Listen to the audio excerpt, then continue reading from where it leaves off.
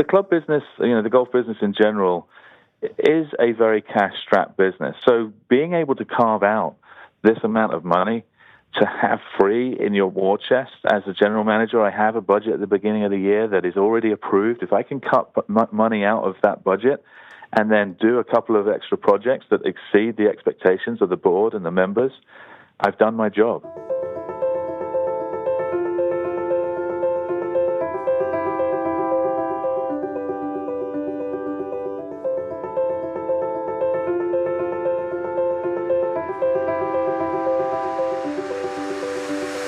Welcome to Private Club Radio, the industry's first and only program dedicated to education, news, events, trends and announcements. Broadcasting from Tampa, Florida, ladies and gentlemen, here is your host, Gabriel Aloisi. The voice you heard there was Ian Church, a general manager from New Jersey, who is my guest today. Ian contacted me a few weeks back and said, Gabe, I saved my club $160,000. It was easy. All I had to do was renegotiate some contracts, and I had a partner that helped me and walked me right through the process. So, of course, that intrigued me, and it's a story that both Ian and I want to bring to you today. I think you're really going to get a lot out of today's episode. And hopefully this episode gives you a few ideas and a few ways that you can save some money for your club and free up some funds for your budget as well. Before we bring Ian on, a couple announcements for you. First, I wanted to once again invite you to check out the webinar series that we're doing over at privateclubradio.com. The first webinar is going to happen July 25th, and the subject matter is marketing to millennials. If your club is looking to bring in new members, younger members, this is a webinar that you will not want to miss. Registration is only $49. You can go to privateclubradio.com/millennials. And if you want to get a little bit more information about the education, the exciting data that we're going to share, and the best practices that we're going to show you, go to that website. There's a video preview right there for you. Once again, privateclubradio.com/millennials. The next bit of news I have for you comes from the National Club Association, who elected their new board members and officers to govern the association. Lou DiLorenzo, Vice President of the Board of Governors at Interlochen Country Club, and Malcolm McCall, President of the Board of Governors at the Westmore Club in Nantucket, are the new directors elected to the NCA board for 3-year terms. The new officers include your new chair, Ted Ben, partner at Thompson & Knight LLP in Dallas; Kevin Vitale, general manager and COO of Baltusrol, who you just heard last week on this episode. He'll be the new vice chair. Frank J. Vane, president of the McMahon Group. He was elected as the new secretary. And Kevin R. Riley, partner at PB Mayers LLP in Fairfax, Virginia, was reelected as treasurer. Lastly, the immediate past chair is Philip R. Keister, general manager of the Country Club of Virginia in Richmond, Virginia. If you have news that you'd like to share on this program, simply visit privateclubradio.com. There's a contact form there where you can submit that to me, and I will get it on this show. Are you searching for members? Are you looking to drive revenue to every department of your club? With CourseDriver, you can. CourseDriver is a custom smartphone application designed specifically for your club. Visit CourseDriver.com to schedule your demo today. All right, it's time for us to bring on today's guests. Our first guest that I want to introduce is Ian Church of Knollwood Country Club in California. Ian has been in the golf industry for over 15 years, managing courses in the UK, Portugal, and the United States. He, as I mentioned earlier, was the general manager at Beacon Hill Country Club in New Jersey, where he saved that club over $160,000. He's joined by Ed Flanagan, director at Expense Reduction Analysts. Together, these gentlemen are going to share their experience of how they did it for Beacon Hill Country Club and how you can do it at your club. Ian, welcome to Private Club Radio. So great to have you on the show today. It's good to be here, Gabe. Thank you very much for having me. All right. So as general manager at Beacon Hill Country Club in New Jersey, you were able to save your club quite a large sum of money. Can you tell me a little bit about how you did that? Yeah, well, I employed a company and work with a company called Expense Reduction Analysts. This is a company that was founded in the UK, and that's not the reason why I know about them. I was actually referred to them by a fellow golfer while I was managing a club for American Golf over in Clinton in New Jersey. And he said, hey, if you're interested in saving expenses and efficiently operating your business, I know somebody that might be able to help you. So he put me in contact with them, and I wasn't able to implement anything over at the golf club I was managing at Clinton, but shortly after arriving at Beacon Hill, I realized that I had a bit more autonomy to be able to engage this company, and it sounded very interesting. What the interesting proposition that they made was that they'd come in and they'd scrutinize some invoices, look at how much we've been paying, and then they'd go away and they'd do some homework, and they'd go away and make requests for proposals for competitive companies as well as the incumbent, and then they'd compare that and they'd come back to me with a proposal, and this would all be done for free, and the compensation that they would get would be directly proportional to the savings that they would share with, that we would realize, and that they would share then with us by giving us a bill at the end of every month when we had an invoice from any of the suppliers that we said we were going to want to evaluate. And I said, okay, well, this sounds really interesting. I'm not going to pay anything up front. They're going to scrutinize my invoices, and they're going to compare that to other places that they have done this for in the past. And I said, okay, there's no risk to me and my business. There's only real benefits. So I got in contact with Ed, and we identified low-hanging fruit areas. Obviously, those areas which have the biggest invoices that we get at the club would be the ones that could have the biggest potential for savings. And we went through their process. The first process we did was our waste management.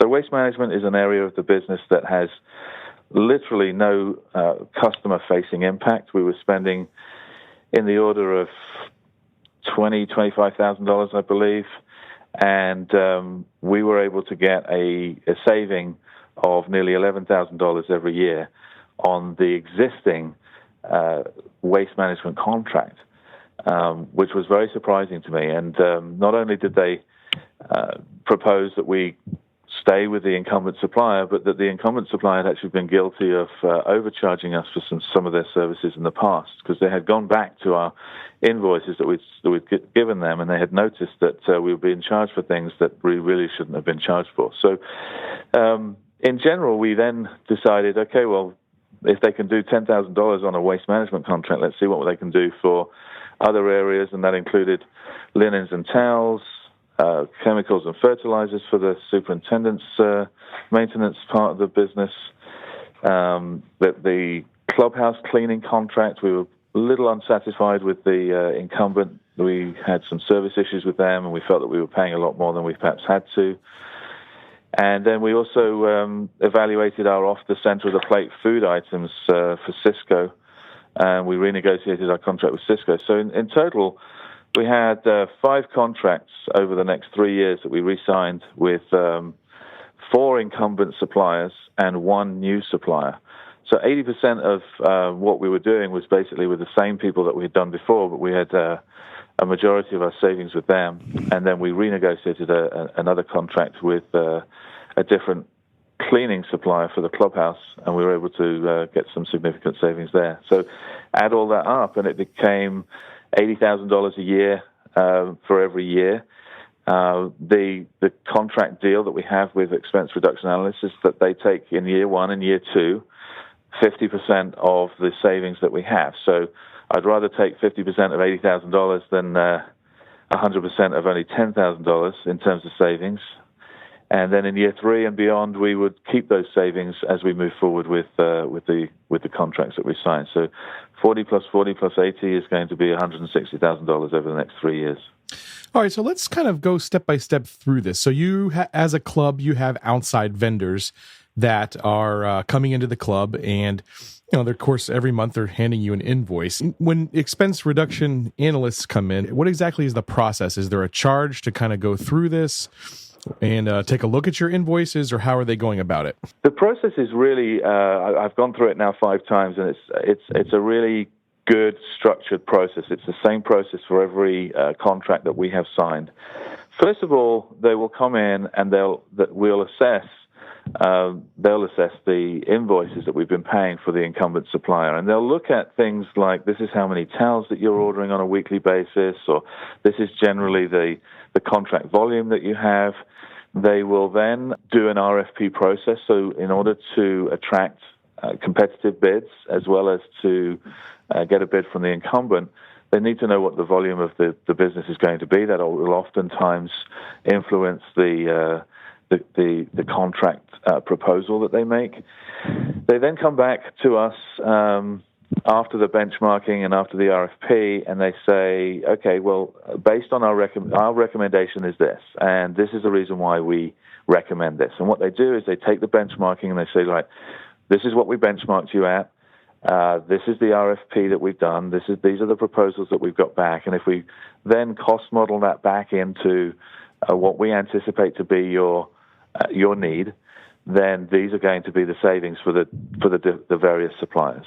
We've had a couple of suppliers actually that expense reduction analysts have recommended, particularly the incumbents, that are a little bit more expensive than some of the competitive quotes. But they've recommended those because they're very well aware of the cost of switching that can be imposed on a business like ours. Sure. And that cost is not just the actual physical cost, but the cost in terms of quality, and the cost in terms of the burden on our business to change a supplier, maybe to change our process, and all those other things. So we've not gone down the path with expense reduction analysts of always choosing the cheapest supplier. We've oftentimes, I believe 2 out of the 4 times, decided to stay with the incumbent, knowing that we're paying a little bit more, but still getting 10 to 30% reduction on the incumbent supplier's quotation versus the previous contract that we had.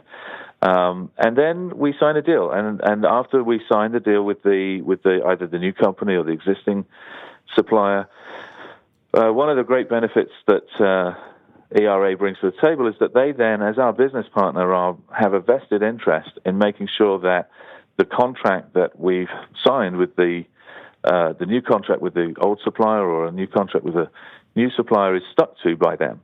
And they will then scrutinize the bills. They'll get a copy of all of the invoices, and they'll be able to then tag those to the benchmark that we did, and they'll be able to then say, okay, as a result of this new contract, last month's bill, let's say it was $920 that you received from your clubhouse cleaning company. This is how they calculate it. It's very transparent about how it's calculated and how they feel that they then charge us $460, and they send us an invoice for $460. So we've already, as a business, received the savings in the prior month, and then we've got another company that's scrutinizing the bills to make sure that they're in line with our expectations and the contract that we signed with the supplier, and then as a result of that, we get a bill from them. So it's really very, very good. Excellent. So I want to bring on Ed Flanagan. Ed is the director at Expense Reduction Analysts. Ed, welcome to Private Club Radio. Thanks for being with us. Thanks, Gabe. I appreciate the opportunity to get involved. So I imagine you guys have done some benchmarking and some competitive analysis, and you have, numbers on basically all the products that a private club might need. Would that be a correct assumption? Yes, we have proprietary information. We've been doing this for 23 years. And we actually do it in 30 different countries. And we not only work on private clubs, we work on all sorts of industries. And we know what the best costs are because of that benchmark data. Now, Ian, you mentioned that it didn't require that you actually change your vendor. So once you you met with Ed, he gave you sort of a baseline number, or how did it work? And then, how did you make the decision whether to stick with a vendor or to move on to a new vendor? It depends on the type of project. So let's take a very simple one, the waste management contract. We have a waste management disposal company that comes, and they come on a regular basis to empty the bins and the compactor that we have. And based on that frequency of service, that we have an old contract with them. It's very predictable for us what our future need is going to be. So they are then able to say, right, this is the service that you had, here's the frequency, this is how much you paid, and this is what we're going to give to the other suppliers as well as the existing one to requote for your business. When we get the recommendation back and we sign a new contract, and we did that with the incumbent, then they can actually say, okay, well, here are the new prices that you're paying, and here were the old prices that you paid, and the difference between those two will be how we're going to calculate how much savings we have realized for you.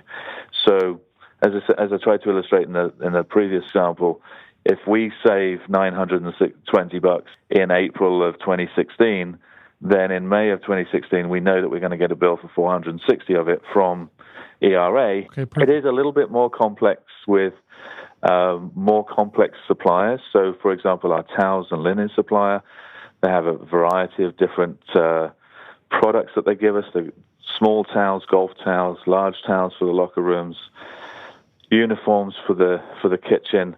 But again, those are just line items, and with the renegotiated prices, they then say, okay, well, you ordered 5 uniforms, 760 towels, blah, blah, blah, blah, these old rates.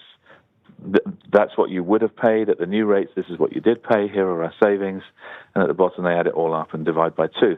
Same thing with Cisco. Obviously, there's a ton load of things that we have with Cisco, but the Cisco contract that we have is probably saving us gross in the order of $35,000 to $40,000 a year. So that's all of the off the center of the plate items like paper goods and plastic goods and all of the other stuff that we can consolidate around our food supplies. So that's how it's done. It's really tagged back to the past and the previous contracts that we had and the previous pricing, and it's very transparent. It's every single line item is detailed and added up, and this business is oftentimes death by 1,000 cuts, and this is sort of savings by 1,000 cuts, if you like. Sure. So, Ed, I assume it's not just hard goods that you can find some expense reduction here. Is it also services? Can you sort of lay out what type of things around the club that people might be able to save money on if they're missing? Yeah, I mean, one of the things we look at when we're analyzing a category is best practices. I remember we were dealing with another club, not Ian's club, and they had the same service in their waste management throughout the year. And we found out during the winter months in the Northeast, there's not much activity. And we were able to go from pickups every week to pickups once a month, and found a lot of savings in just reducing the frequency. And then the waste supplier was able to pass those savings on to the club. Okay. So we're looking not only for cost of the services, but better practices and other things that don't impact how the club runs their business. Right. Yeah. Exactly. And that's an important distinction to make there. So, how about price creep? I mean, what happens if I can get my paper towels a little bit cheaper from one vendor, but they just do that in the first year to make sure that I get their business, and then I'm sort of stuck with them. How do you sort of continue to monitor and maintain that your pricing is the best it can possibly be? Well, Gabe, that's a very important facet of our process because general managers and their staff are extremely busy, especially during the peak season during the summer. And they don't have the time to scrutinize invoices. And what vendors will tend to do is they'll give you a good price, but if you're not watching them, you'll get impacted by the price creep. Sure. So part of our services, once we nail down the contract with savings, we help our clients implement those savings to make sure these new prices have gone into effect. And then for the next 2 years, each month, we actually get invoices from the suppliers. We don't ask the clients to send the invoices because we don't want to bother them. We have the suppliers send us invoices or a download of the activity, and we monitor those and check and make sure that the prices match up to the contract.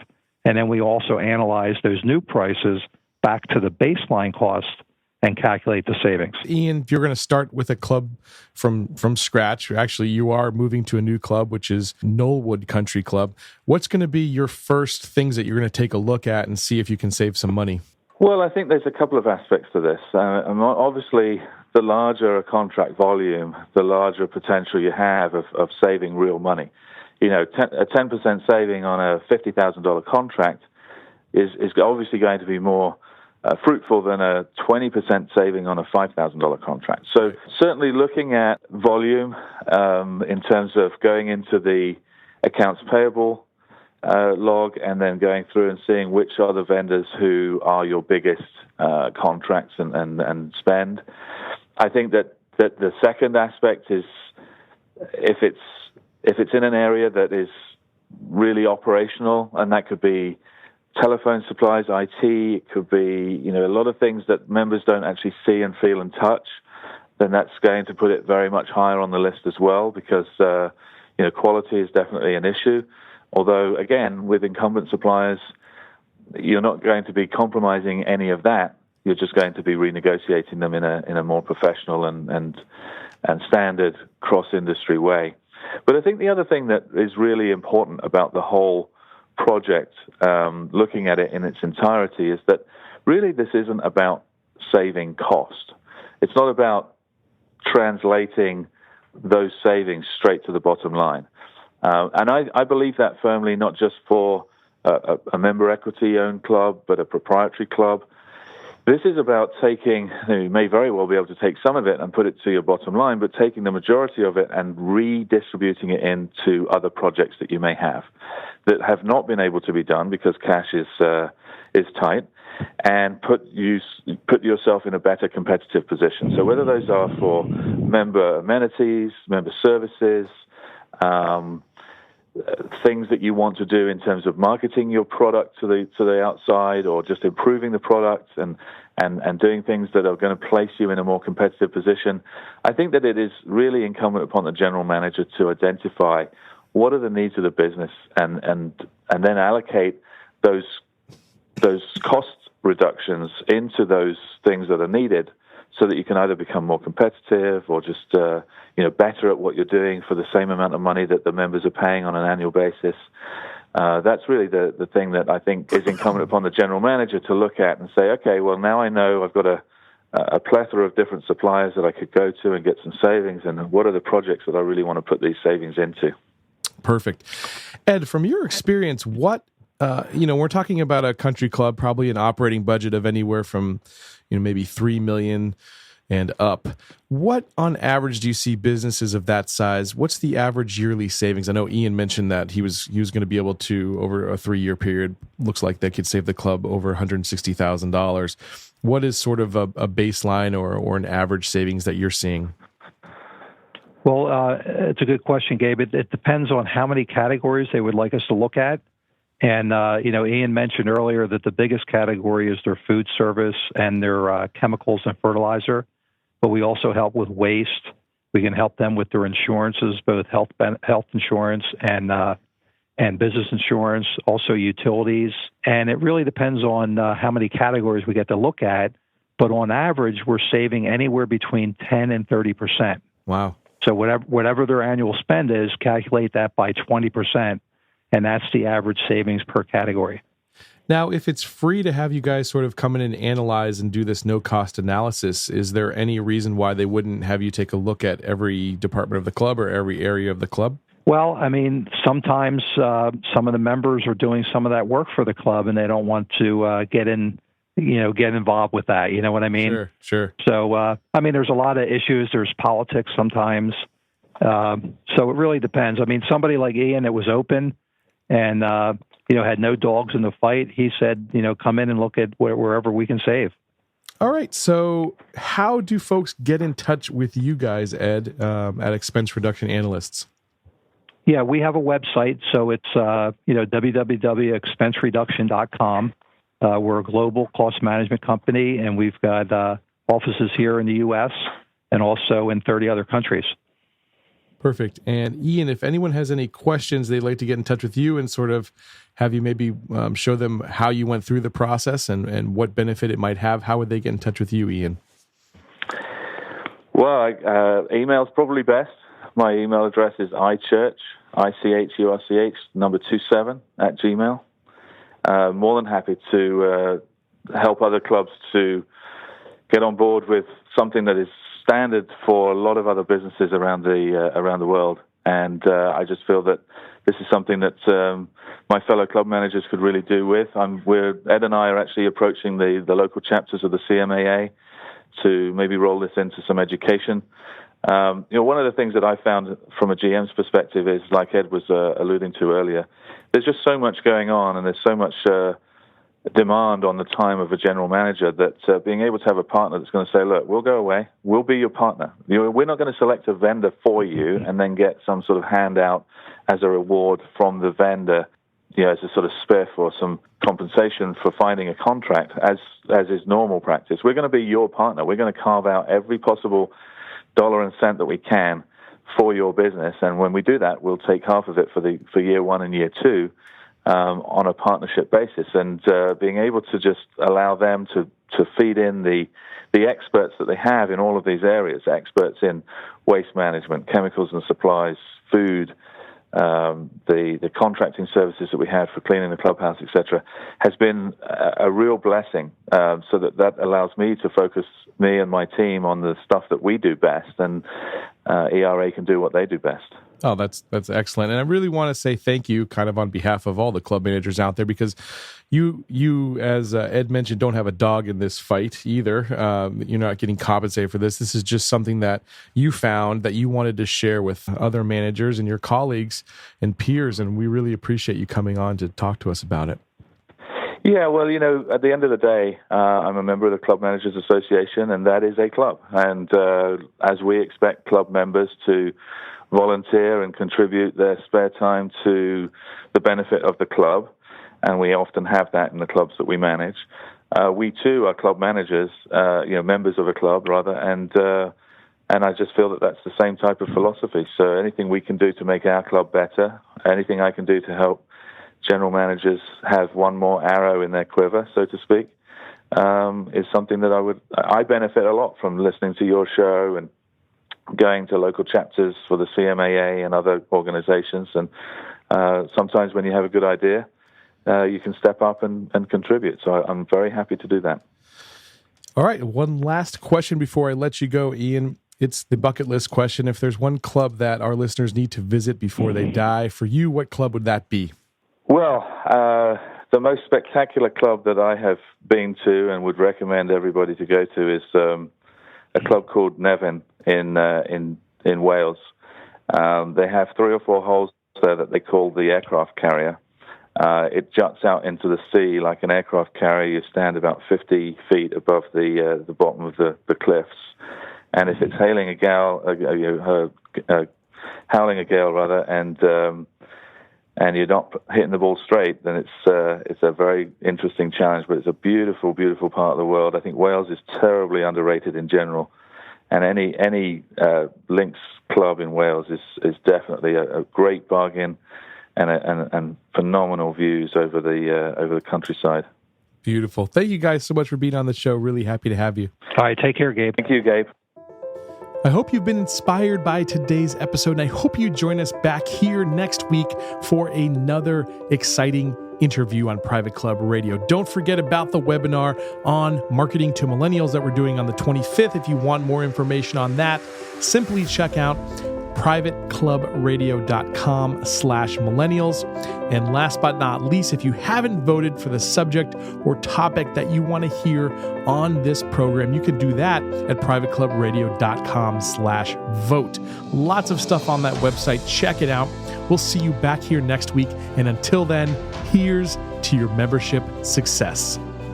Just because this round is over doesn't mean you can't enjoy the 19th hole. Check out privateclubradio.com for more. Private Club Radio is brought to you by Shake Creative, the premier marketing and design firm, helping prestigious clubs increase and retain their membership. Visit shaketampa.com to learn more.